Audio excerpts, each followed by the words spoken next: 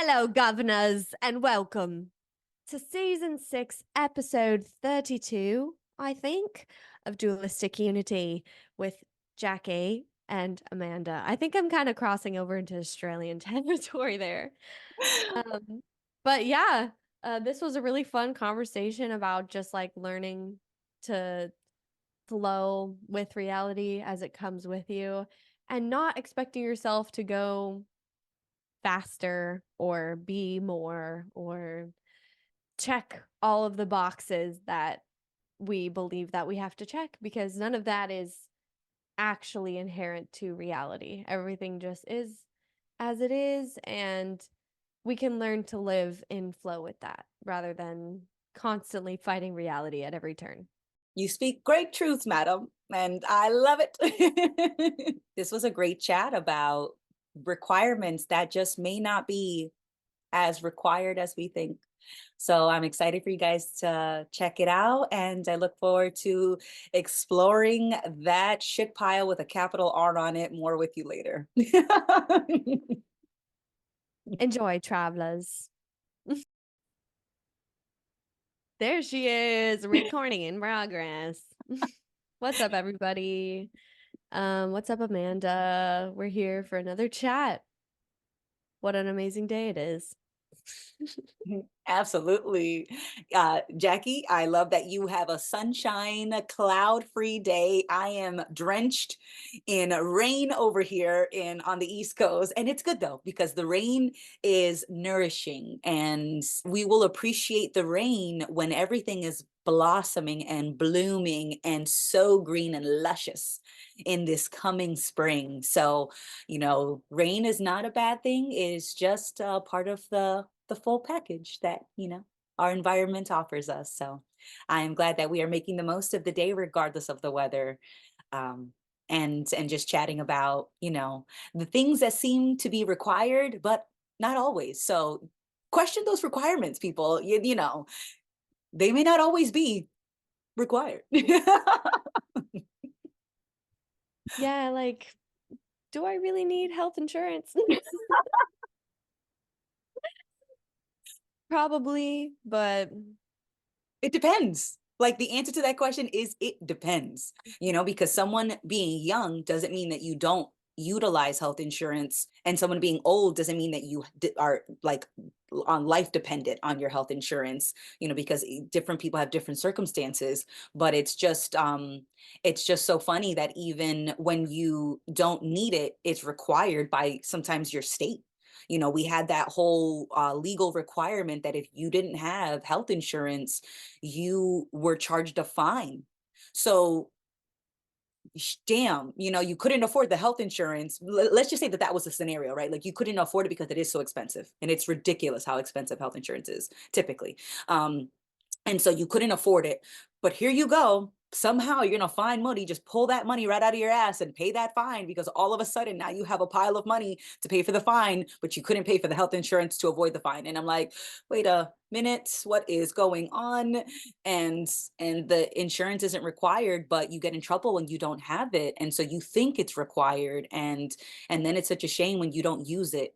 And when you do need to use it, now you have these circumstances, these requirements that you must meet. So you've been pooling in money into this insurance policy, and yet you can't even guarantee that you're going to get the insurance claim paid when you actually need to use that insurance. And that's what I think is so messed up. And I understand that a lot of that comes from people abusing the system, but it's like, it feels like a lot of our structures, a lot of our legislation is very reactive, and it's not addressing what's causing the issue to begin with. Because I was having a chat with somebody, and he was talking about like how he likes to give back, and he likes to visit the homeless people in his neighborhood, and he gets to know them, and he feeds them, and I like that to some degree. But hearing him, he's talking about it like he is providing a solution more so than just making a choice, and this is how his choice is being expressed. And it's like, and so I brought it up to his attention, like, you're not actually solving homelessness by giving out blankets and sandwiches. I'm not saying that you shouldn't do that, but let's not put ourselves on a pedestal because we did something that we think is nice, and so now we're on the good person pedestal.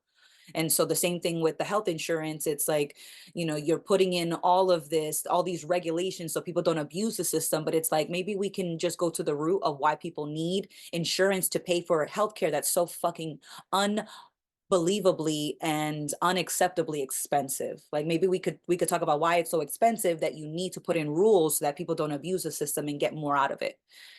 I don't know. It just seems like a lot of our stuff is very topical, and it doesn't actually dig down to the roots of why we're feeling discomfort or challenged. Because certain people need to make money. And unfortunately, Yeah. that is like one of the biggest factors that determines how our structure is built. And like if there's the something like, yeah, the cost of um like medical care is so expensive if you don't have insurance. Like even just to like have a baby, it's like freaking like 40K out of pocket. Like I definitely am like, and I think most people in this country would not be able to handle like something like that without insurance. So like practically you do need it. Like, Mm. and that's just unfortunately like the situation we're living in. But like it's so not thought out. The entire system as a whole. And it's like there's all these hoops that you need to jump through Yep. just to continue to exist when it's like, okay, but why don't we just simplify this all and just put money where we need the money to go and then not have all these restrictions for individual cases? And it's just, I don't know. There's all of this like red tape in between humans and just being allowed to live and taking care of ourselves and each other. Hmm. It feels incredibly isolating sometimes. It's like I'm in this sort of like rigid machine kind of structure, Yeah. and it seems like it's just overcomplicating something that could all just be so simple. And it used to be, we used to give birth at home. We used to care for our sick at home. We used to care for our dead at home, right? But then certain authorities decided, we can't do that. And I understand to some degree, right? When you're not familiar with certain herbs and you're not familiar with certain at-home practices, that there's a level of risk. But there's a level of risk in the hospital, right?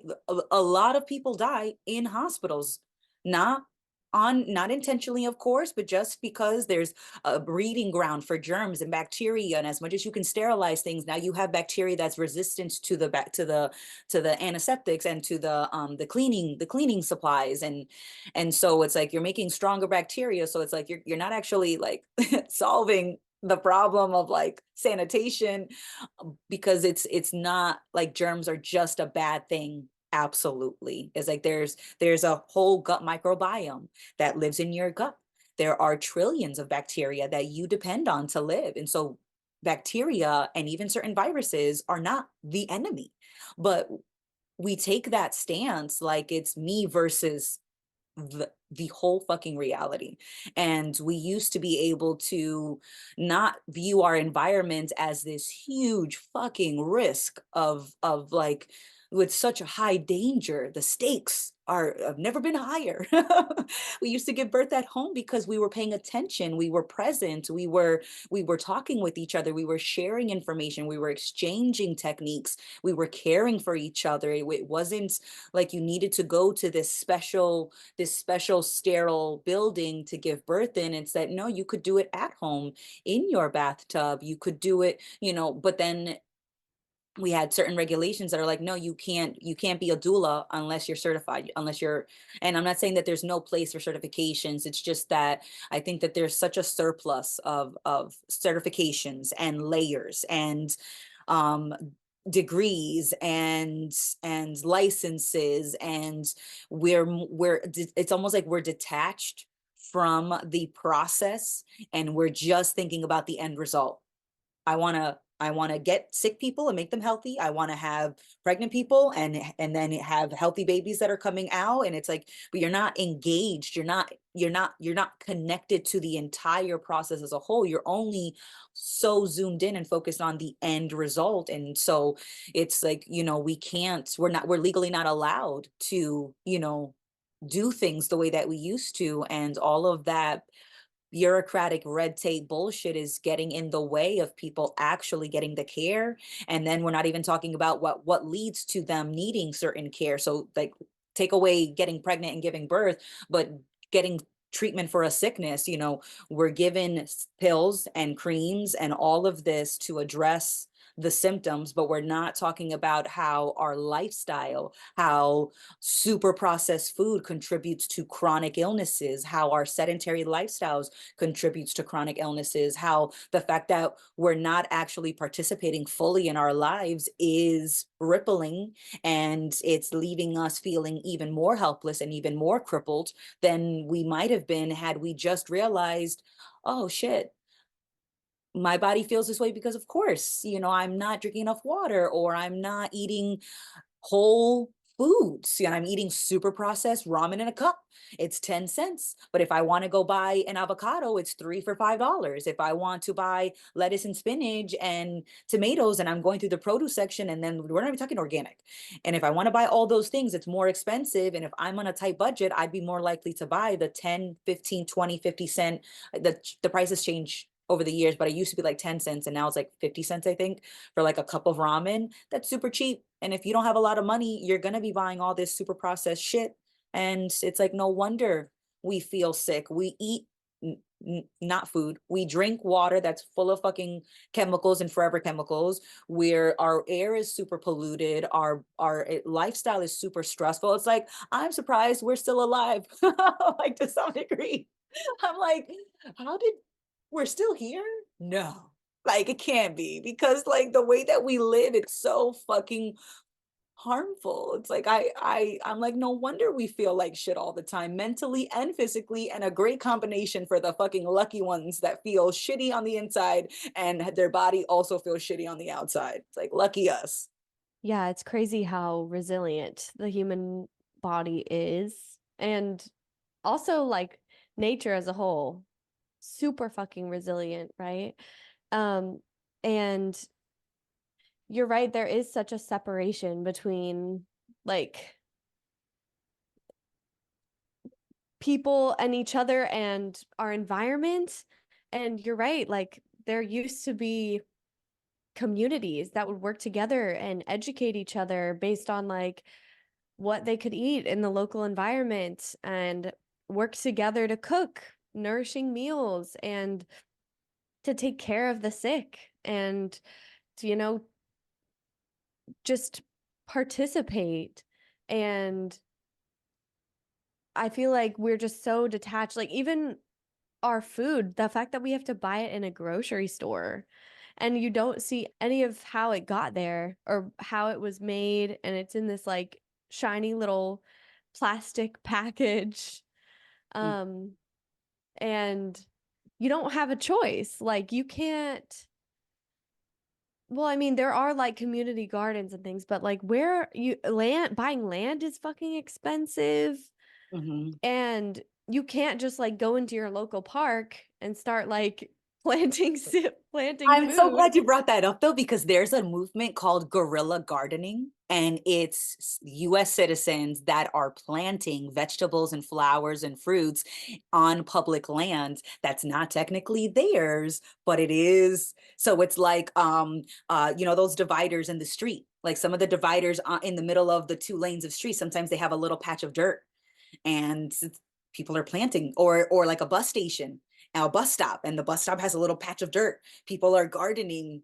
It's called guerrilla gardening, and people are just like patches of highways, park, national park, public parks, sidewalks. Like people are just gardening because they're like, well, fuck you. Like, yeah, technically it's not mine, but it is mine because I'm a US citizen. I pay my taxes. That fucking dirt is fair game.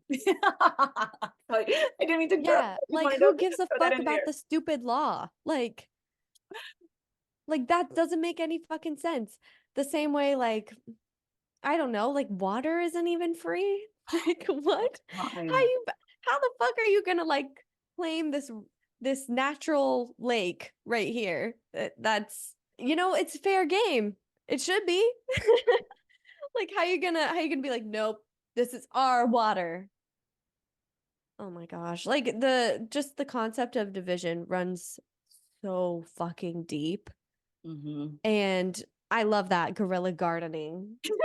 I want to join. I want to start because oh my gosh. And um I was thinking about like just going to work on a farm somewhere and for a couple months and just like physically plant the food and like tend for the plants that I'm eating and just like be out of just this like rat race system that we're in because Right. it really is like you have to get all of your food necessities, everything from these stores, and you have to, in order to pay for all that shit, you have to work. And so that's like, 40 whatever hours of your week because you gotta fucking pay rent Yep. because you're also can't live on the street. Like they're literally it's illegal to be homeless in some cities. Like they're like, where are they fucking supposed to go? You know what I mean? And Disappear. That's what you're supposed to do. You're supposed to cross your arms and blink your fucking eyes and just teleport fucking somewhere else. Be someone yep. else's problem. Jesus Christ.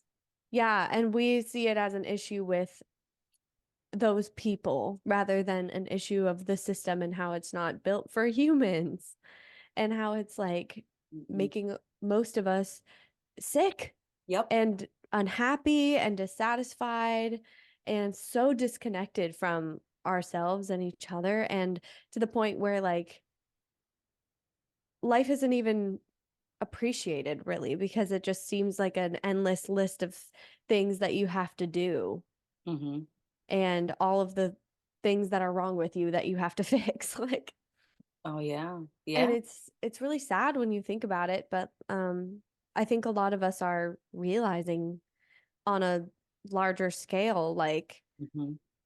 all of this it doesn't have to be this way and we already see it crumbling Mm-hmm. and so I think there are things that are turning and changing and like we don't have to force any of those things or like feel super guilty about participating in the system as it is because yeah, it's fucked up and yeah, I'm complicit in it, but like feeling guilty is not productive by any means. Like feeling guilty causes you to like detach out of necessity and like point the finger at other people and say that they're the problem.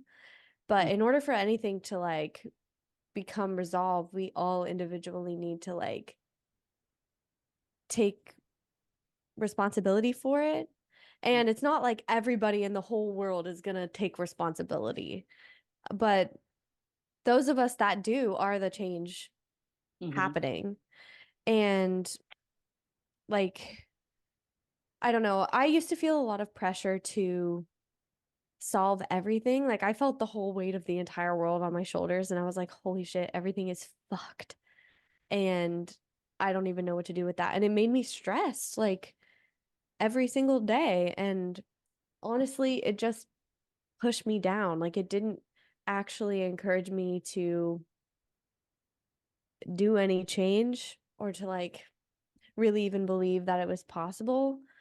But I shouldn't expect me with my limited perspective to understand like how things are changing, but I can feel myself changing, so I kind of know that everything else is as well and I don't need to feel guilty about how any of this is happening because, on a scale of eternity, even if you zoom out just outside of our galaxy, what happens to Earth really doesn't fucking matter.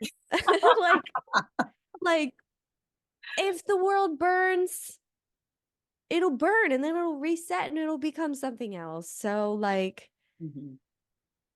as much as I do want to do my part to like not see the world burn in my lifetime and like be able to live out as many years as I can. If the end of the world happens, like we'll It's deal gonna with it. happen. It's gonna happen. Our Earth, Yeah. not just our Earth, but our sun. Yeah, the Our sun's gonna explode soon. Exactly. And then when that fucker goes, we're all out. Like, right. So it's like we are on a fucking counting countdown clock already. What do we got? Like 100 million years, maybe a billion, you know? Yeah, we're on borrowed time. We are on exactly. We are on borrowed time. So it's not like we could avoid just the natural cycle of the universe as it is expanding and contracting and expanding and contracting, and things are moving and crashing into each other's, and things start and then things end and then they start again. Like, so like that process you can't escape. But it's not a I don't think we need to feel like we have to escape that and still have a great fucking time. Living my best life doesn't have to come at the expense of everyone around me. and and I appreciate that. And certainly, there are times when I feel that pressure and I feel guilty and I feel like I need to be doing something. But we are doing something just by literally asking ourselves that question. What could I do? Am I doing enough? Like, you're already having some introspection. You're already thinking about more than just your needs. And our lifestyle used to be very community based, so I love that you brought that up. And the community was our home. And so in our home, we were growing our own food, creating our own medicines, living in harmony with each other and the environment. And we have gotten so far from that. And so that's why it feels like in order to get food, you need to leave your home and go to the supermarket. You can't even go to your outside environment because it has been strategically stripped of certain resources. When they find female trees in the environment in national parks and local parks, or state parks, and those trees are marked to be cut down because they don't want you eating from the environment. And it's like, are you kidding me? Like, that's the most natural thing you can do, is to live off of the fruits and vegetables and herbs and green leafy vegetables that are around you. But you can't, not when they make it so impossible for things to grow unless it's on approved land, a farm that's controlled by some fucking one who thinks that they know better. And so I think the greatest rebellion, is finding ways to bring the farm to your apartment, to bring the farm to your building. I was thinking of, trying to research a way to find some kind of either federal grant or something that would allow me to start a nonprofit that could potentially convert abandoned buildings into community gardens, or possibly could fund research to potentially build or engineer some kind of vertical garden that grows on the back, most of the time wooden staircase that leads to like all the apartments in an apartment building. And you could have like the tomatoes growing on those wooden, staircases. But that would require that the tenants of that building are the gardeners, right? And so it's like there's so much that we want to do, but you can't do it all alone because you can't be in every fucking place. Like, outside of the conversation where everything is just everything, existence just is, right? You are feeling like the individual, you as the individual cannot be everywhere at once. So you can't be the gardener for every building in your particular city. You can't be the one who is guerrilla gardening every fucking highway around you, right? Like, like, we didn't make the mess by ourselves. So cleaning up the mess isn't going to happen all by ourselves. And so that helps me alleviate a little bit of the pressure that I put on myself. That's like, fix this now, Amanda. And I'm like, no, you know, like, I have time. I have time to sketch. Can I sketch it out? Like we don't have to fix everything right now, but it's finding ways to garden at home. They have the hanging tomato gardens that you can hang on like the curtain rod outside of, or on the inside of your windows, or gardens that go on the I forget what it's called, but like you hook them out of the window and it like The hooks. windowsill? Yes, like the windowsill gardens, like it's like a little um like a rectangular shaped, and it just boop, Hmm. just goes right outside the window. And so finding ways, or growing mushrooms. and finding a way to grow a mushroom. Mushrooms medicinal, you can eat them for food. They're Mm. so great. Like they're amazing. So maybe if you don't have a lot of space, you couldn't grow your tomatoes, your corn, a lot of things, especially a lot of things that require dirt, but mushrooms don't always require dirt. And a lot of companies, they come like in their own packages, and they grow inside of the package that they're delivered in. So you have even less prep that you need to kind of finagle before you launch your mushroom farming career inside your apartment. Like there's ways that you can grow, or herbs. Herbs take up little space, and they can go right in a window. They could go right on a counter, and you find ways to try to bring the gardening and your food prep, your food creation, your medicines, trying to find making tinctures, learning about essential oils. Not only do they go on your face and make you feel beautiful in your hair, but they also go in your foods. These essential oils you can actually ingest, you can put them in your smoothies, you can, depending on which ones, like learning about them, because it's so important to understand that there's so many more options that we didn't even know existed. And we're so much more capable than we're told, and so much more capable than our environment implies. Our environment implies you need to depend on the supermarket, you need to depend on the doctor, you need to depend on the health insurance. And it's like, but do I? If it's not illegal, do I actually need to do this? And the answer often, in my opinion, only opinion, is no. We are more capable, and we can live the way that we did hundreds of years ago, or even 100 years ago. We were closer to this, where your home base provided you with almost all of your needs, and it didn't come at such a high fucking price to everybody around you. And so it's like, consider those things, and just seeing if it's even a possibility. You don't have to grow the whole farm, but even if you just grew like just the tomatoes, and you just proved to yourself like, fuck yeah, that was awesome. Cucumbers next, man. Right? Yeah.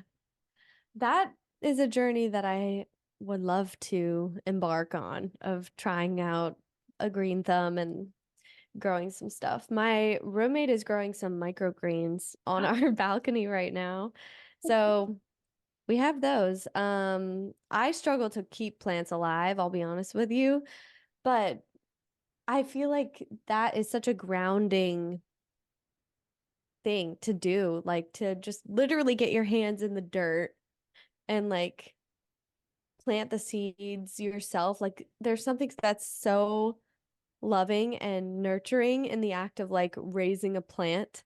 And Hmm. then Hmm. like when you ingest whatever it grows, like it's like the plant wants to love you back for loving the plant, right? So like the energy you put in, and then like the energy from the sun, it like becomes something else. And plants actually like being harvested.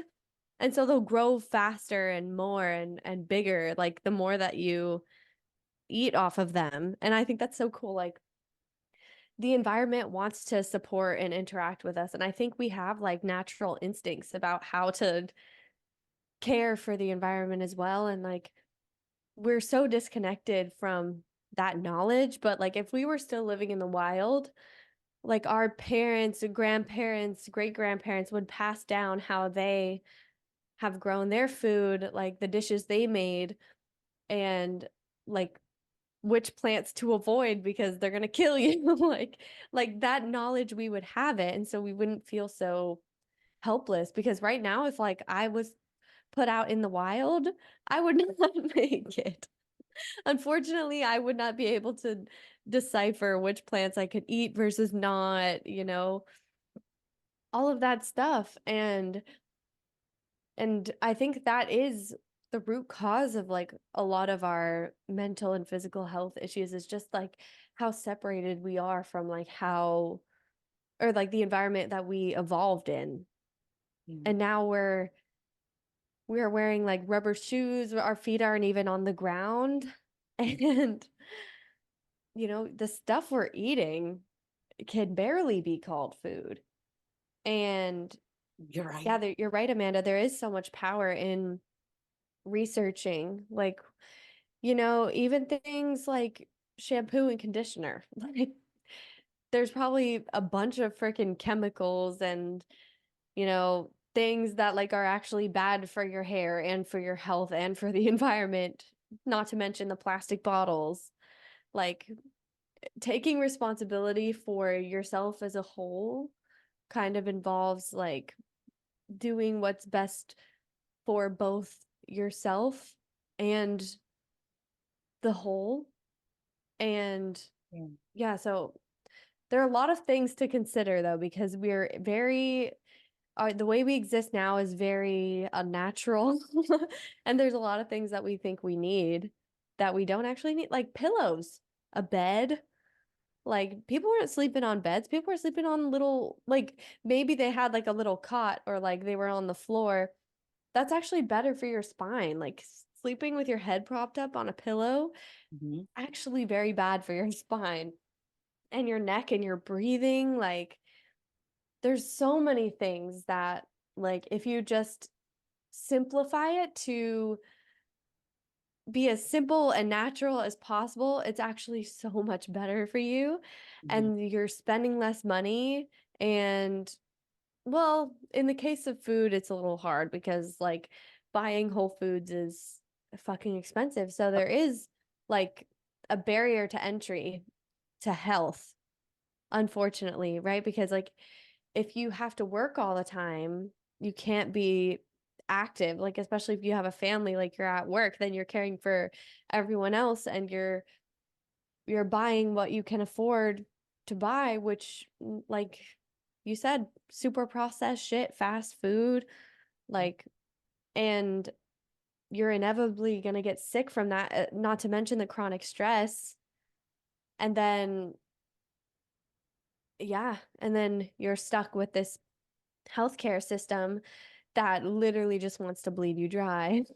So it's quite tough, but I do want to explore how I can do things in a more simple and natural way, but that requires like letting go of a lot of the expectations, I feel like, and the perceptions of other people and like them thinking you're like a weird hippie whenever for like making your own shampoo and conditioner and like maybe stop shaving your legs or like, you know, not wear makeup because Yeah. what the fuck is that? Like chemical shit you're putting on your face, like Yeah. just for the perception of other people. Like Mm.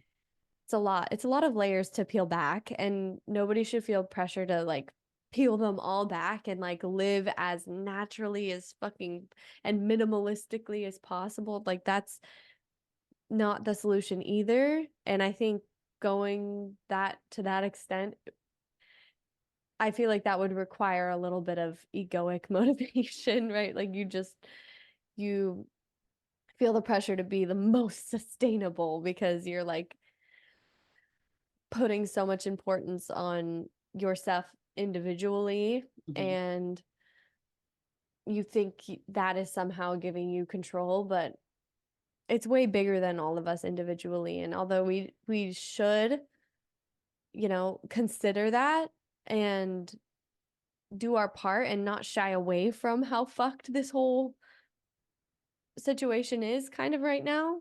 Um, but all that you really need to do to start living that out is to start to dissolve the separation between yourself and your environment, Mhm. right? Because if everything is you, it matters a little bit more, doesn't it? Rather than being like, oh, well, that's somebody else's problem out there. Like that's too big for me to do anything with. But like, no, motherfucker, that is you. Mhm. So Mhm. just changing your perspective a little bit is really all that's required. And also it helps you cope, I feel like, with the sort of like end of the world thoughts and the crippling guilt of like existing in Yeah. a oh, what is it? Like I forget what the term is that it's like a late stage capitalist society. Like there's a crippling guilt associated with that when you know, are putting it all on your shoulders, but Mhm. the end of the day, even if the world burns and the sun explodes, like we'll be fine. Yeah, because we won't fucking be here. We won't be, I know what you mean by like we will, we'll be fine. We'll be fine because we won't be physically able to be on an earth that explodes with the sun, right? Like we explode with that. So it's like, well, say la vie, fuck it. But yeah, just finding ways to make the most of where you are, because it is very difficult to pivot and to all of a sudden be super sustainable and super zero waste and to not make any choice that doesn't have any kind of negative impact on anyone else, right? That's impossible to do. For every choice, there is a negative and a positive reaction that comes out of it, because it's all a perception. Someone perceives it as being a negative thing, what you just did, and someone perceives it as being positive, or it impacts somebody in those contexts. But every choice has a ripple, and you can't get out of that. And we shouldn't try to get out of that because it's like I tend to feel very self-conscious about the ripples that I make when to some degree, I know that the choice that I made was very selfish, was very much about me and my needs. And so then I worry about the ripple that comes out of that selfish choice that was only made to satisfy my own needs, because I know that that's going to negatively impact other people because they were not a consideration when I made the choice.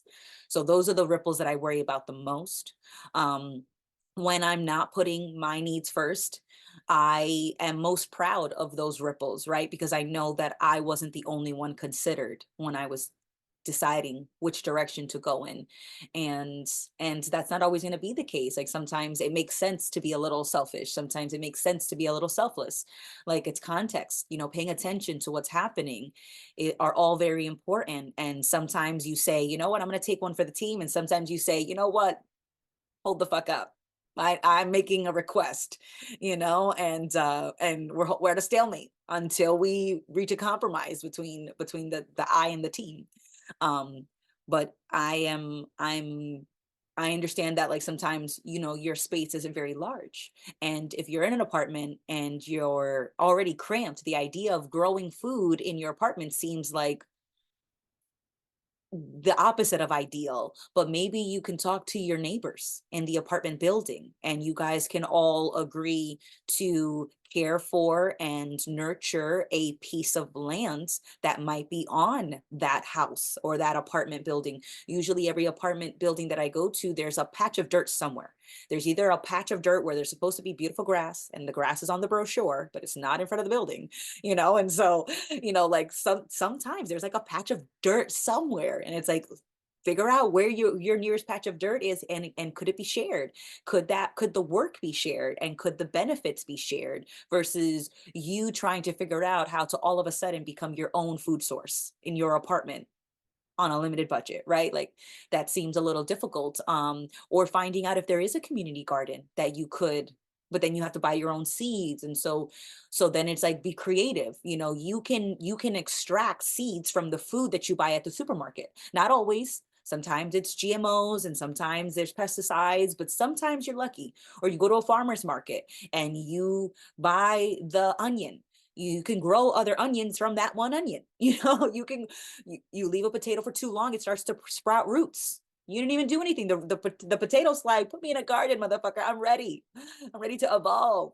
Like so sometimes you can use the food that you're already buying from a farmer's market or a supermarket, and that can be a way for you to leverage a resource and seeds that you're not technically buying specifically to grow, but they're there and you're missing the potential that's always been there. And just being creative and finding ways, and I think of the depression and how they had what they call like depression era recipes and medicinal recipes, and they had to be so creative and stretching. You're rubbing two pennies together to make a nickel, and you're not really making nickels, but what you're doing is you're getting more bang for your buck. Like you buy the onion, you buy it for the amount that you bought it for, and then you get to double use it. You eat whatever part you eat, and then you take the rest of it and you can use that to potentially grow another version of that. And so you're finding really creative ways to use what you are already buying to do something different. And so that's what I think of trying to encourage people to do that, because it's like, no, you don't need $1 million to change your life. But just changing your perspective, just being a little more open and exploring what's already here, you might be surprised, because I find myself feeling surprised when I hear other people doing things like that. And I'll be on TikTok and I'll see somebody and I was like, holy shit, I could have grown potatoes out of potatoes. Like, so like that's amazing. And I'm not coming up with this shit. I'm not coming up with these ideas, but that doesn't mean that that option isn't there for me to find or to learn from someone else. And it's just a matter of taking a look and seeing what you find. Yeah, it's a great point. There's a lot more options on the table when you're not just like, oh no, you just buy your food from the supermarket. Like that's how people get food because that's how the system works, right? Or like, no, if I have a headache, I need to take a Tylenol. Like maybe you just need to lie down and relax, and massage. Yeah, massage. Maybe you need a massage, or maybe you're not paying attention to how much water you're drinking, or maybe you're hungry, right? There's a lot more possibility than just what's spoon fed to you, because what's spoon fed to you is what's good for the system and what keeps us all on this like endless treadmill and, you know, constantly buying into the next thing and trying to check all these boxes of things that we need and appearances to keep in order to feel valuable. Really all of this, the whole system and how it's set up, it's contingent on the fact that we are all separate and we all like our purpose is to like become something, or like to have an individual destiny or like a business to start. And like we're all sold on this like American dream of, which is so individualistic, of like, yeah, anyone can make it, and make something for themselves, a little piece, a little chunk of wealth or land or something that we can claim as our own. And although the empowerment behind that, it's like, yeah, like we really could do or be anything, but like liberty and the pursuit of happiness has kind of been boiled down to like physical material prosperity. Um, like just wanting more for ourselves. And so that's why certain that's why the system works the way it does. Because having a bunch of middlemen in between people and the things they need, it's a surefire way to make some good fucking money. And that's why it's more and more impossible to live on your own and like survive out here, because there's so many things that you have to fucking pay for. I mean, you take a toll road, eh, don't pay the $4 toll, they send you a $50 bill, right? Like such bullshit. Like ATM fees, like motherfucker, I have to you get money, like oh my God. Like I need to have my money in this bank, But but I have to like pay you money to get my money. That makes yeah, total sense. That makes total sense. God, it can be so fucking frustrating. But also we can't let it get us down, No. and we can't solve it in a day, and we can't solve it individually. So it's like being open to new ways of being and letting go of like old expectations that you've had of yourself. Mhm. Like, you know, not buying name brand clothing and thrifting your clothing. Like that's just a small change, but But it has a big impact, yeah, you know, like not wearing as much makeup because you don't feel Nope. insecure about the way that you look anymore because you know like it has nothing to do with your value. And that's less plastic in a landfill and it saves you money that That's you can right. allocate towards maybe better quality food. Mm, Or like side projects like growing your own food or making your own shampoo and conditioner. Like mhm, it's there's things that can be reallocated, I think, like energy and resources in a way that is more holistic mhm, and like, you know, rather than spending our time doing things like scrolling on social media and just being fed insecurity and like, I don't know, the next product that you need and like an expensive vacation that you're not going on. Maybe you spend time like in nature around your house and your environment, or like sitting quietly with yourself, or doing things like yoga that are like really good for your body and your overall health.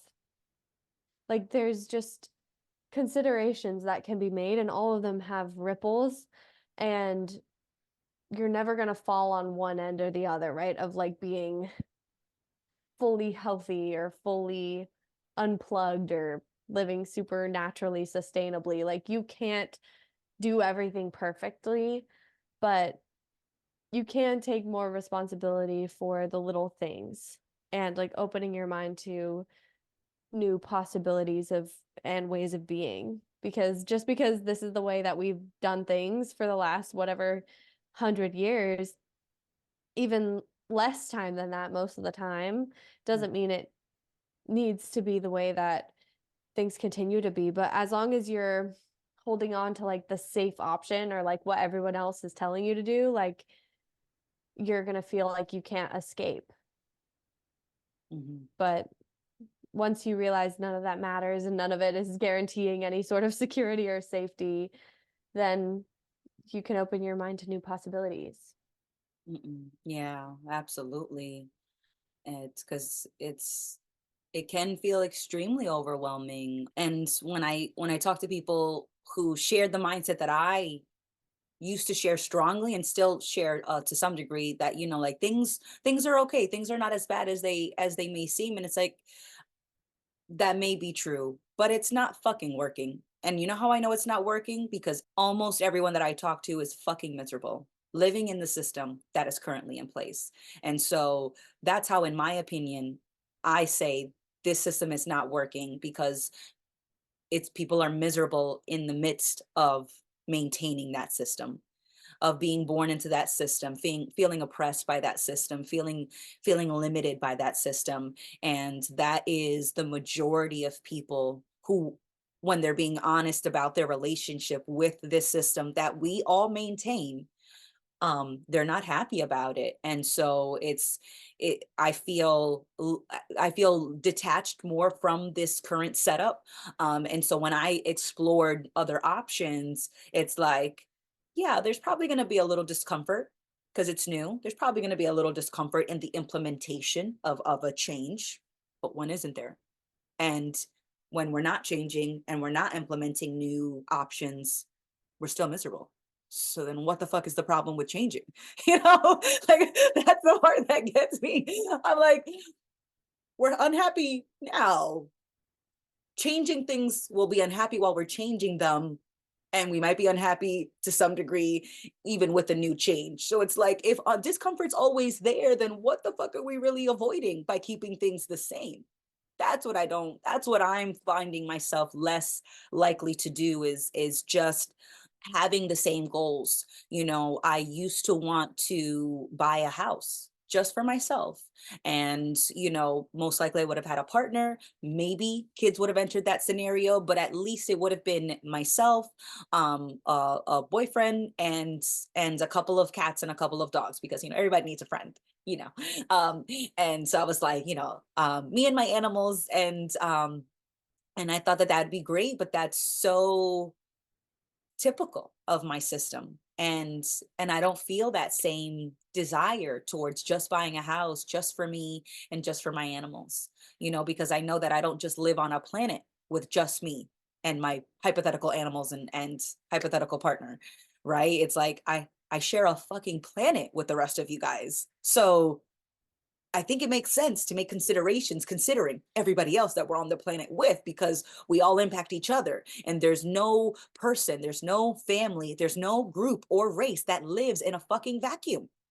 And even if you were to get rid of every other race or every other group that wasn't necessarily your group, in no fucking time, everybody would be chewing each other's heads off, or biting each other's heads off, if that's the phrase.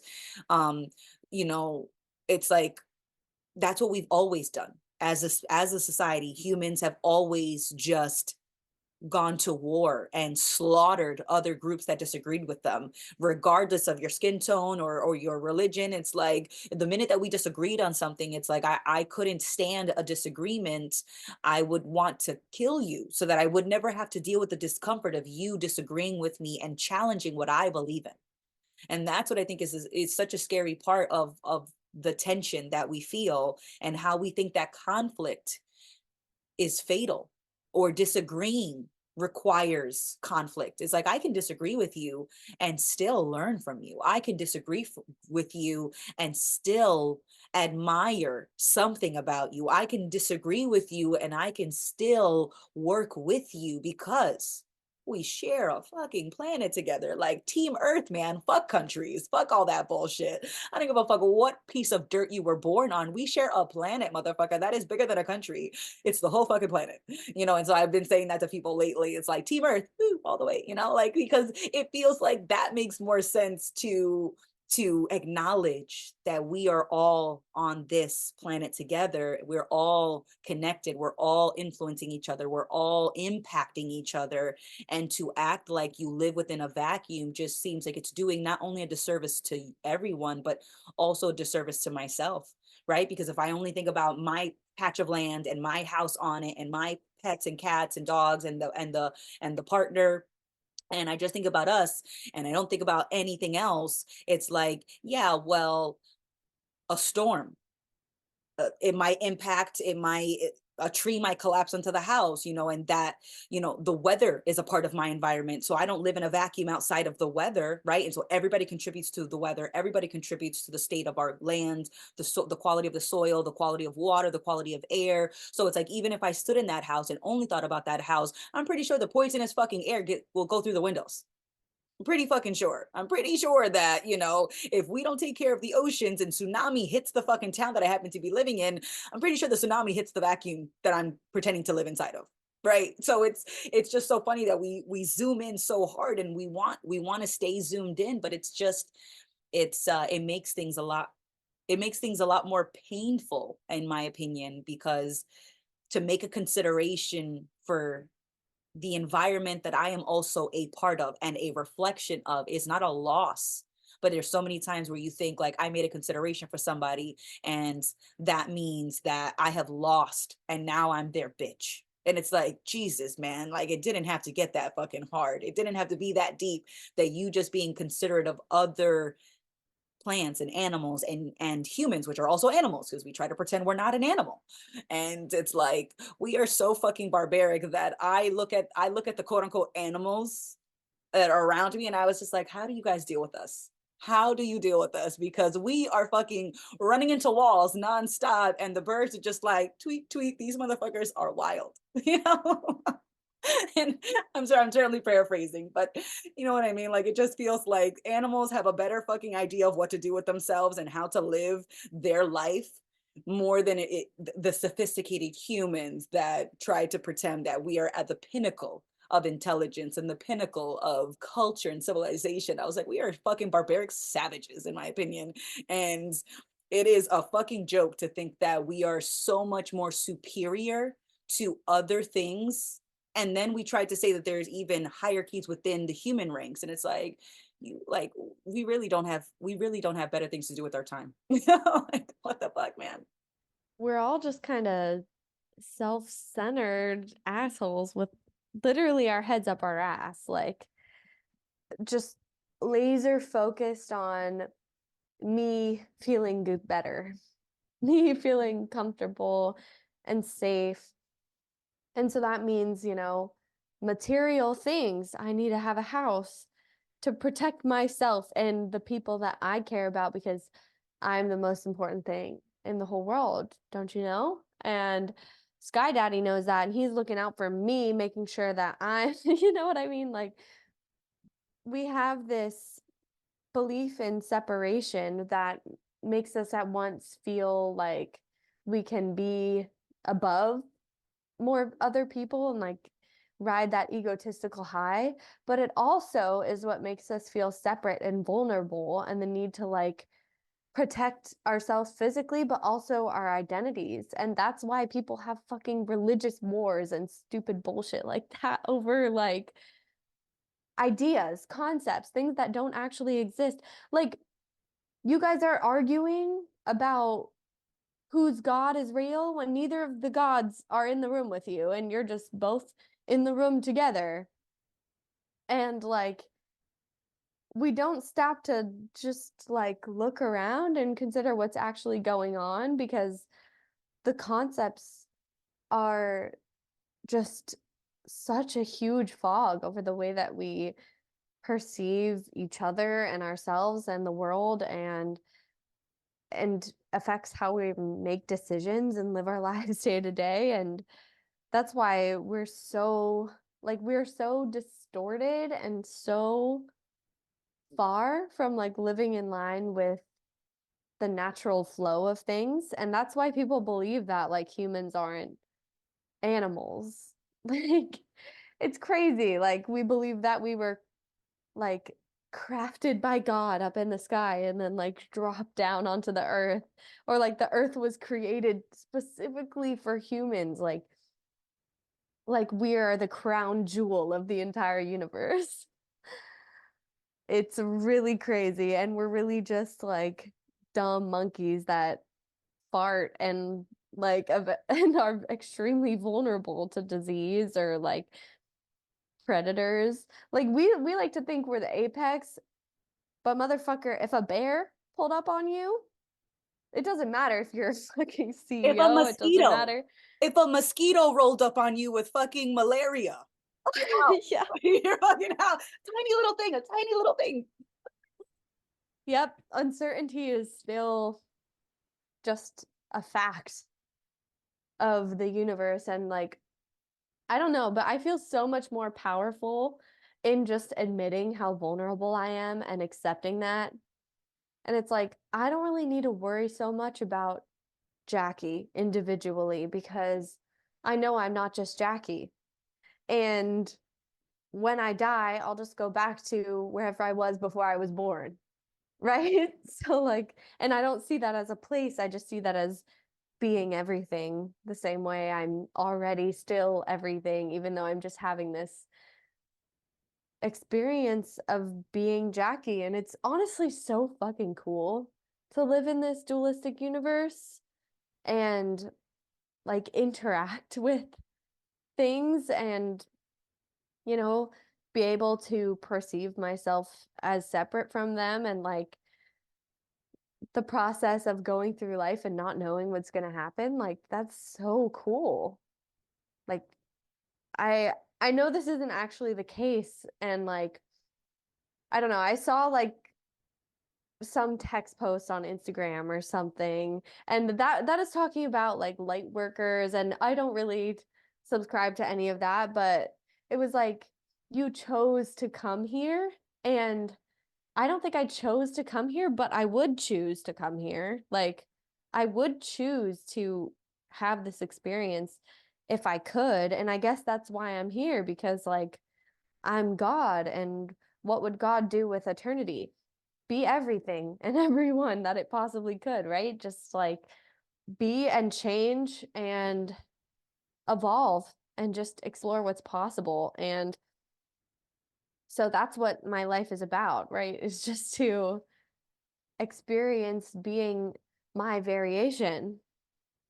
And even though there's all of these stupid hoops that we have to jump through, like surrendering to that to an extent of just like, yeah, this is how it is right now. And like, I will do what I need to do and not make it worse on myself. But also stay open to the possibility that it's not always going to be this way, and to embody that change within myself. And then things just change and shift as they will, and you're still you at the end of the day, and that is fulfilling in and of itself. Like, even though there is no, like, there's nowhere you're getting to, there's nothing you can really become that will, like,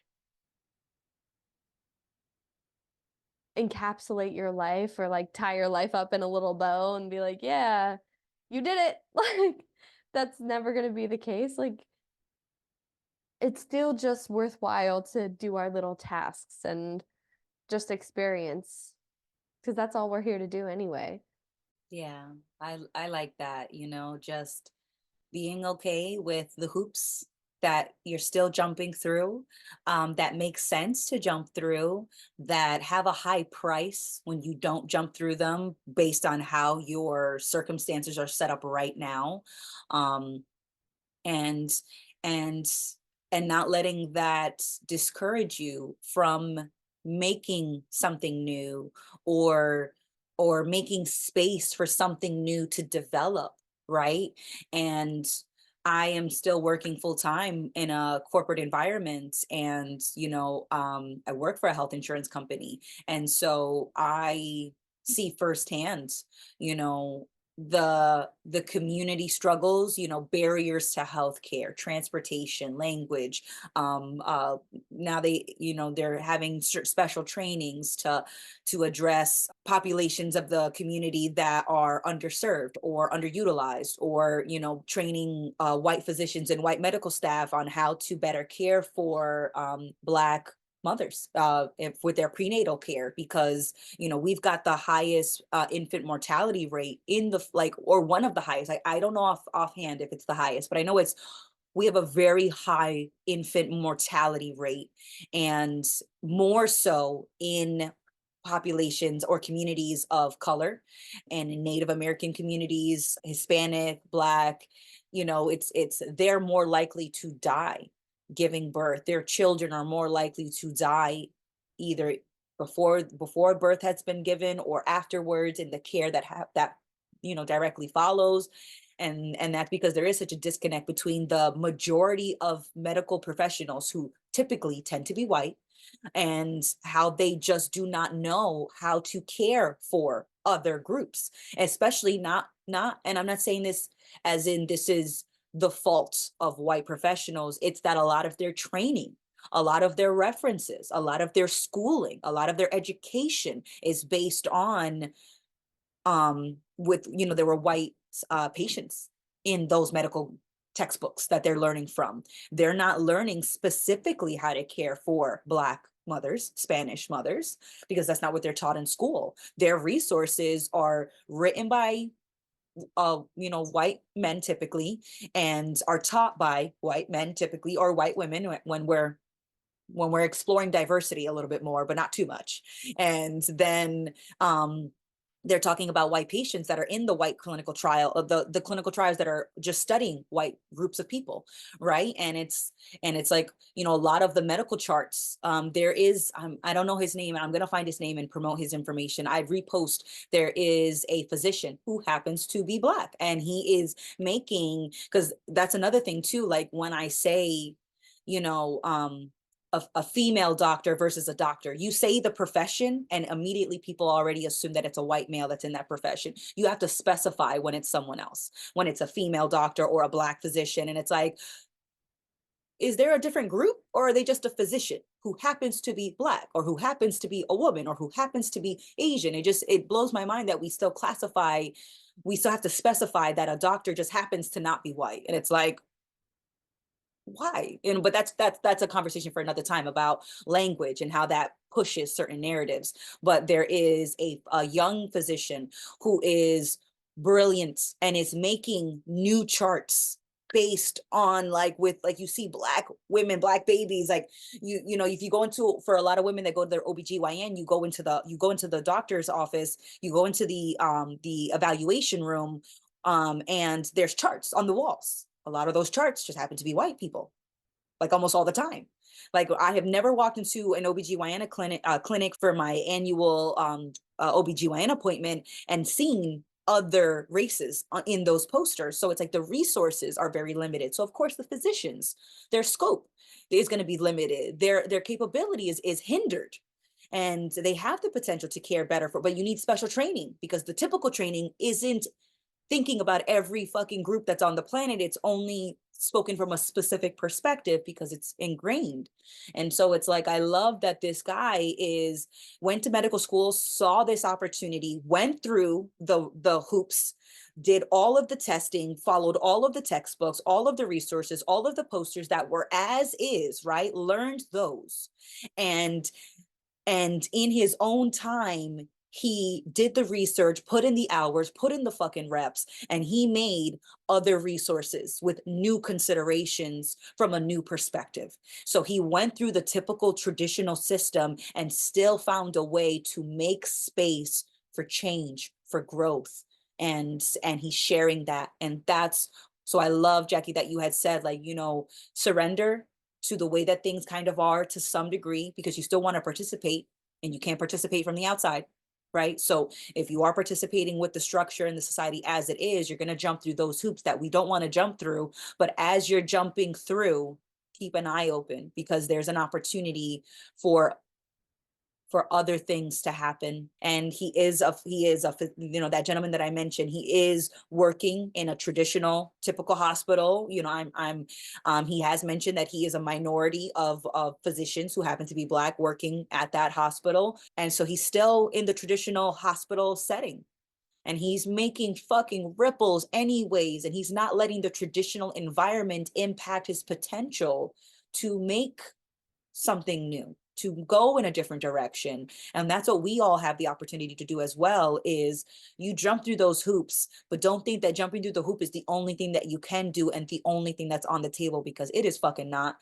Find ways, find just keep moving forward, keep exploring, keep experimenting, keep learning, because there is no right way, there is no best way, there are so many ways and we don't know all of them, and that's exciting. So explore the infinite ways, find new ways, make a new way, and share that. And then we have this open dialogue that doesn't try to find the right way, but tries to find a way that works for more than just one perspective or one group, which typically, is how we have functioned for a while. So I loved that example, Amanda. And that's just another great example of how you can kind of work within the system, but change it as you're within it, So you're kind of like a double agent. You're like, okay, like I will jump through these hoops because you're making me, but I'm going to change the culture of this work environment from within and like use the resources that I get from this job to do other things. Like I work in a restaurant and I have to conform to certain ways of being and acting, when I'm at work, and I have to wear my uniform and I have to, you know, talk to people in a very specific way and I have to follow the specific steps of service. And I have to concede, some of my time, because I can't just like escape the system and live in the woods on my own. But then I'm using the rest of my time to talk, have these sort of conversations, and teach yoga as well, which the foundation is like you're enough as you are. Like just sort of be with yourself and feel things out. So even though like I have to participate in the system to some extent, and like I could see that as like a burden and be like, woe is me, like the society is a curse and I want to escape.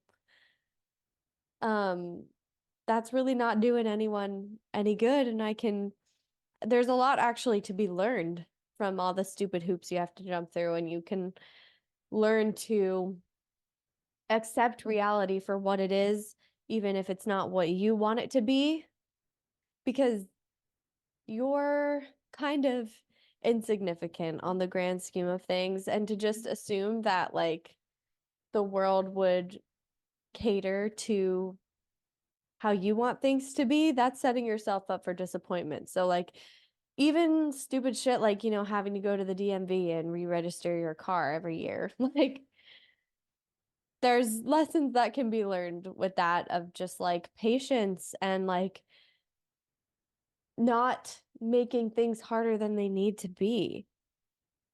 Like, just flowing with reality as it's coming at you, taking care of the things that you need to take care of, but then also having that agency of, like, not being what you think you are and having more potential on the table and exploring that as well. Because both are viable options, following the path that's paved for you or charging out on your own. And there's a time and a place for both of them, because, like, going to the furthest direction of, like, I'm separate and I need to escape and I need to escape this evil system, like, that's somebody who's heavenly minded but no earthly good, right? Like, you're too idealistic and you, like, want things to be so different that you, like, don't have your feet on the ground actually doing anything. So, yeah, it's just living within that balance. Absolutely. Living within the balance and not always trying to be balanced, right? And giving yourself space to just kind of stumble and the example with walking, when you're walking and you stumble, the stumbling is a part of the rebalancing, which I never thought of it like that before. Where it was always like, I'm either balanced and I'm standing on 2 feet, or we're off balance or about to hit the fucking pavement. And it was like, yeah, but that whole process of stumbling and like waving my arms is like all a part of the rebalancing and being okay with the times where I'm standing sturdy on 2 feet, and the times where we are barely keeping it together on one, and we are waving our arms and like, I'm not trying to fly, I promise, I'm just trying not to bust my ass, just being okay with all of that. And like you said, being at the DMV and seeing that as an opportunity for just as an opportunity to make the most of it, like going to the DMV, jumping through that red tape, jumping through that hoop, right? Doesn't always feel great, but it doesn't have to feel like the end of the fucking world. It's like, yes, you do have to fill out that paperwork, but it is also nice to, have a random conversation with the DMV clerk about, you noticed something, and maybe she had like a tonic or a drink that you recognize, or she put, cucumbers in her water, and you're like, oh, I never thought to put cucumbers. And she's like, girl, you don't even know. Like, I just found out about this, and I was doing strawberries, and the cucumbers have more hydration qualities, and I'm all about my cucumber water now. And I'm like, that's right, fuck yes. And I'm connecting with a person that I have never spoken to as I'm doing my DMV paperwork, and we're talking about flavored water and the nutrients, and people are hearing us, and they're like, somebody in the back's like, I didn't even know you could put shit in water. I thought water was just water, like. And so you just don't know how a moment that may seem insignificant to you because of how you've judged it or labeled it or classified it, how that moment still has the potential to be wonderful and thoroughly enjoyed and shown up for. And that's always the possibility. And sometimes it's not going to feel pleasant. Sometimes you are holding a boundary, right? Someone pushes on you and they're not being considerate of you, and you have to let them know, like, no, like, that's not going to happen. And that doesn't know in you, and you're like, oh, how could they be so inconsiderate? It's like, let's pause and get into their shoes real quick and just realize that it's not personal. And then as much as we want to take the discomforts and the unpleasantries of our life as something personal, it makes a lot of sense why we made this bad guy, this boogeyman, the devil. It's like, I don't want to admit that life is just uncertain and things aren't always going to go to my preference. No, I have to create a devil in the ground who does nothing but plot ways to fuck up my day, because it can't just be that I'm attached to the day being a certain kind of way and I'm being super fucking needy and I'm being super um you know selfish and zoomed in. It can't be that. It's got to be that there's a whole eternal fucking being out there who is just ruining my day on purpose because he has nothing fucking better to do. And it's like, I think the person who has nothing better to do is me. Yeah, I think that's me. I don't think it's the devil. I think it's me. I think there's better shit that I could do with my time, or there's more that I could enjoy in my time, and just knowing that it's just not as black and white as we want it to be. I brought up that I'm working at a corporate job, and I don't always love that. And a part of me feels like I wish I could just quit and just not have to participate in that corporate world anymore, and I could. Right, and that's the part that I don't want to admit out loud. I could quit right now and not participate in that corporate world at all. That has a ripple. Do I want to ride that wave of a ripple?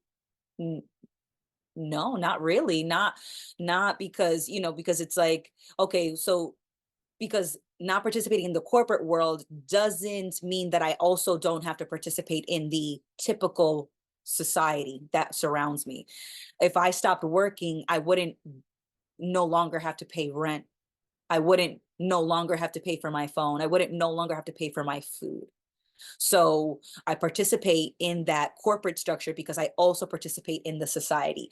And what I was thinking the other day when I was feeling a little grumpy, like 2 days ago, I was feeling a little grumpy about my current job.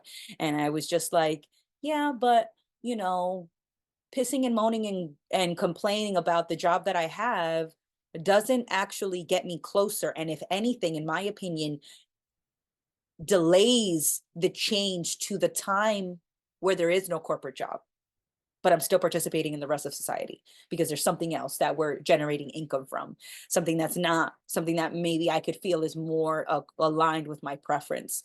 And so complaining about the job doesn't actually help me get to the other job that I actually quote unquote want.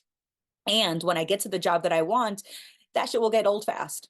And I was talking to a friend, who is thinking, who is in a new environment and is loving his, that everything is new. And I was like, yeah, but don't think that you're out of the woods because you're now in a new environment. The new environment now reflects that everything's on the table. The new environment just makes it impossible to deny that your life is always changing. But when you are in a city for long enough, shit gets old, things start to look familiar, and you start to forget that your life is still full of potential, full of limitless change. And it's just because we think that because the environment looks the same, that the moment is the same. Even if I wake up in this apartment for the next 5 years, that is not the same apartment every single day. I'm also not the same person waking up in that apartment every day. I still have the potential to walk out of my apartment, to go anywhere I want, to hop in my car, to take a Uber to a taxi, a Uber to an airport, hop on a plane. I can do that at any point. So even when I think like, oh, my life is so stagnant, it's like only because you make it stagnant. You don't have to move to a new city or get a new job or make new friends for your life to all of a sudden be full of change and potential. Motherfucker has always been full of change and potential. It's what do you do with it? And being honest about that, because I can look at the same town I have lived in for years with new eyes and find places like the park the other day. There was a whole river. I had no idea. I had no idea that river was there. I was like, you've been here this whole time? What? So I'm looking at an old place with new eyes, and I can look at a new place with old eyes. There are plenty of people who travel and they are a miserable motherfucker in their hometown, and they're a miserable motherfucker in the new town, even when they're just visiting. Like vacations don't mean you're a new person when you get to the new place. Like the new place, the new environment doesn't mean that you're now new. It's just that it's undeniable that change is happening. But change is always happening in our day to day, even when things look the same, they are not the same. And that has been such a thing I've been struggling with, Jackie, is reminding myself that just because I'm seeing the same corporate job, the same apartment, the same city, the same typical choices, that doesn't mean that it's the same as before. And I still have the potential to quit the job, walk out, get out of the apartment, or not do anything drastic. I can still just go for a walk. I can still look at my apartment with new eyes. I can still look at my life with new eyes without having to make drastic changes that make it impossible for me to deny that change is always happening and change is always on the table. I struggle with that too, Amanda, of like just kind of feeling maybe a little stuck, being like, oh my God, I've been at this job for almost 2 years. Like, I've been in San Diego for most of my life. Like, I don't know, like, what is my next career move gonna be? Like, should I move somewhere new physically? Like, what new thing do I need to start doing? Or what change do I have to make in order to, I don't know, just feel like I'm living my life to its fullest extent? It's like I have this anxiety about not living my life fully, but that anxiety is taking me out of my life. That is the very thing that's like causing me to miss all of the possibility that's right in front of me because I'm holding on to an idea of what that possibility would look like and how I would feel in this like alternate situation. And that's kind of like playing the victim or just not wanting to take responsibility for the change that you want to see because like it's easier to do the more comfortable thing.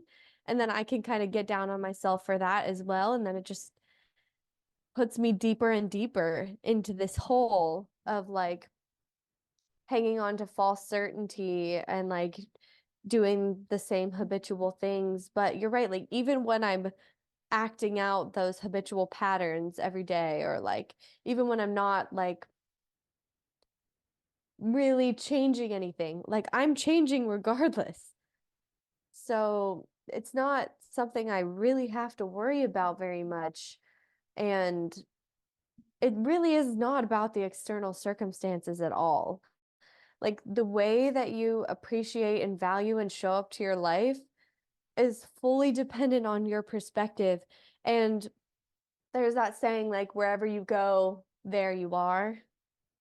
Like, you're going to follow yourself everywhere. And if you can never fully take in and appreciate and, like, I don't know, just accept the situations that you're in, you're never going to be able to do that. It doesn't matter if you're in the perfect situation. If your habit is to judge the situation and yourself, you're still going to do that regardless. So, like, if you want to feel satisfied in your life, the first thing that you should be focusing on is being satisfied right now and like detaching your satisfaction with your life and being from any sort of external source for validation, like paying attention to how you're attaching your identity and your ego to like the way you look, your career, how much money you make, how many friends you have, just anything external, or hanging on strongly to your preferences, like recognizing that that causes more suffering kind of allows you to exist in this state where you're not in control, but you're like okay with it and you're like leaning into it. And then it's funny, things just start to flow a little bit more and like life feels a lot more effortless and also more full at the same time because you're spending less effort trying to like control or change the present moment and then more energy just paying attention to it. And then there's so much to get out of literally every single moment. And so in those times that I'm getting caught up and like getting anxious about my life and where I'm at and feeling like I'm stuck, it's like Okay, just stop thinking about yourself so fucking much and just like be here, do something else. And that'll feel new, you know? Like that's usually what I want is just to like sink into the present and then something new usually comes out of that. Like I'll decide to go on a walk randomly and find a new restaurant or like a park or I don't know, I'm just open to new possibilities. Maybe I like create something out of nowhere and I'm like, well, I don't know where that came from, but that was cool and it just was only able to arise because I didn't have a plan and I just kind of went with what reality was presenting to me as myself and as the environment. It's cool to kind of just be along for the ride and like watch everything fall into place. The more I let go, it feels like the more everything seems to make sense. Yeah, absolutely. Because, when I was on that walk through the lake that led to a river that I had no idea was there. I was like, well, that, and when I got to the river, I was like, that makes sense because, the river gets, the river got to the lake to the river. So like that makes sense that they were connected. Not all lakes don't have rivers, but that one in particular did. And I was like, okay, all right. This is piecing together.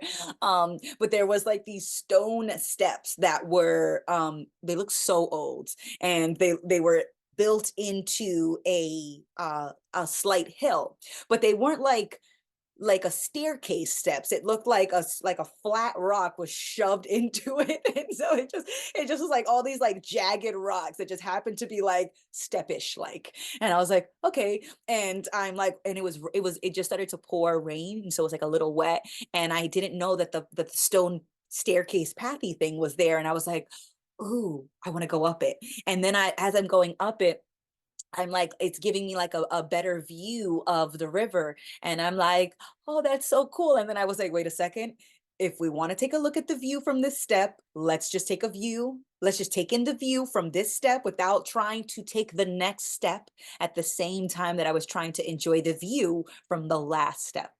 And that felt so symbolic for my life. And I was like, how often do I do that? That I'm on the step that I'm on. And I want to maximize, I want to live up to my full potential. I want to maximize my life on the step that I'm on, but I'm already halfway into taking another fucking step. And I'm that much more likely to slip, to fall, to not even take in the view from the current to almost about to be the last step.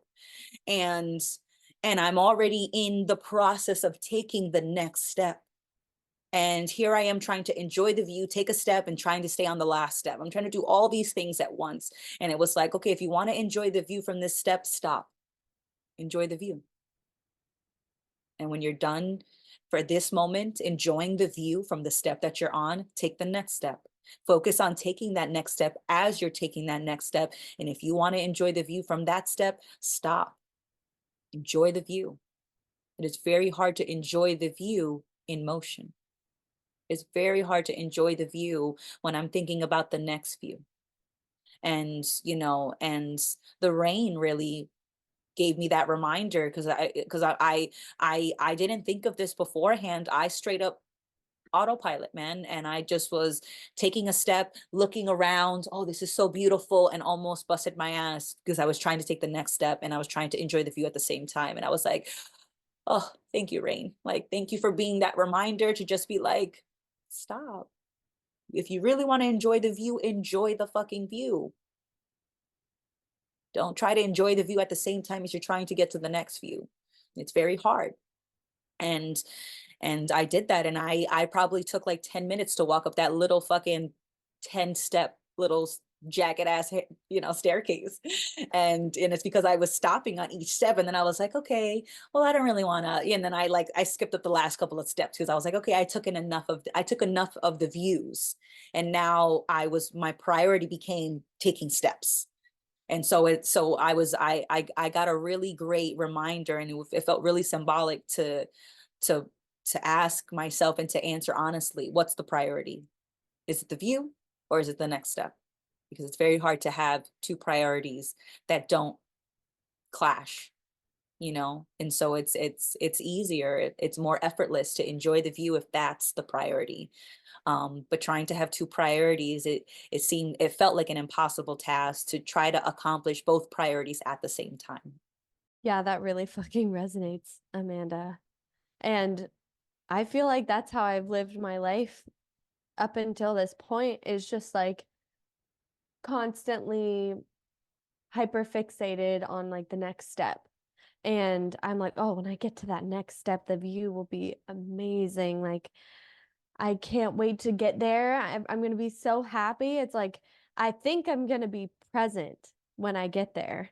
And yet, when I get to that next step, I'm like, okay, where's the next step? I need to get higher. And I don't even take in the view that I was looking forward to the whole fucking time. And it's so funny to me, like, now I'm sitting in a life that I wanted a year and a half ago, 2 years ago. Like, so many things that, like, so many things that I was interested in have come into fruition. And like, I'm living on my own now in a neighborhood that I literally, when I was like 16, I would drive to this neighborhood and just walk around and be like, oh my God, I love it here. Like, go to the restaurants, like, and like the shops and stuff. And I was like, oh, I'll be so happy. Like, if I lived here, I would be so happy. Now I live here.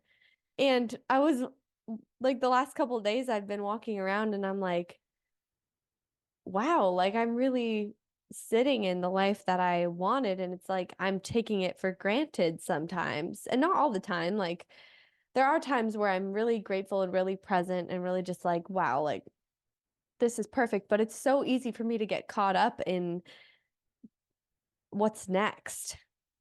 And you're right, you can't do both at once. And I think there's times for action and there's times for just sitting back and appreciating. And like, the times for action will kind of just present themselves to you and you will react accordingly.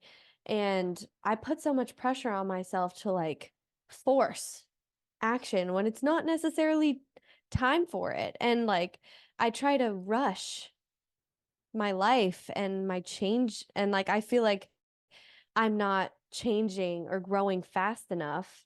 And that's just such bullshit. Like, everything is happening in exactly the time that it's supposed to, because that's how it's unfolding.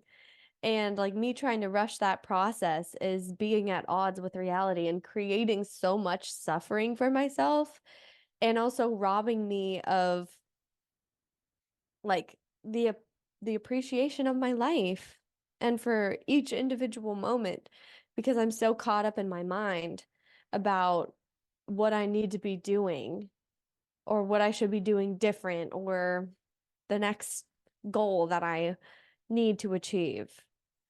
And like, there's no end to striving really at all. So it's like there's no point to just continuing to keep my head down and keep stepping. Like, I could be satisfied just sitting here on this step and taking in the view for the rest of my life.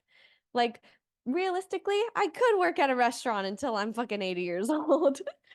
And I could probably be just as happy, you know? So it's not about the external circumstances, and like, you will change as you need to change. Like, don't be closed to the possibility, because change is always happening anyway, right? So, like, there's no point in trying to hold on to right now or trying to hold on to like a future point, because no situation is ever going to be it. Like, it's just about how you are and the perspective you're having on your life. And if you can keep it just really light and flowy and just, it is what it is, it's so much easier. And like, you can get more out of your life, and it'll go in surprising directions, and you can kind of just let go. And it's crazy because I never thought that was possible. Like, I thought I had to hold my life with white knuckles and steer. in order for me not to go off the rails. But the more I let go, the more easy everything fucking seems because I can do the things that I don't want to do and I'm not making it harder on myself. And yeah, that's kind of all I have to say. I love that you brought that up, Jackie. You know, we can get more out of life. It's just extremely hard to get the most out of life compared to someone else or compared to how you think you should be, you know. And I think that's a very important distinction, you know. You can get more, just don't try to get the most fucking possible because that's already a losing game.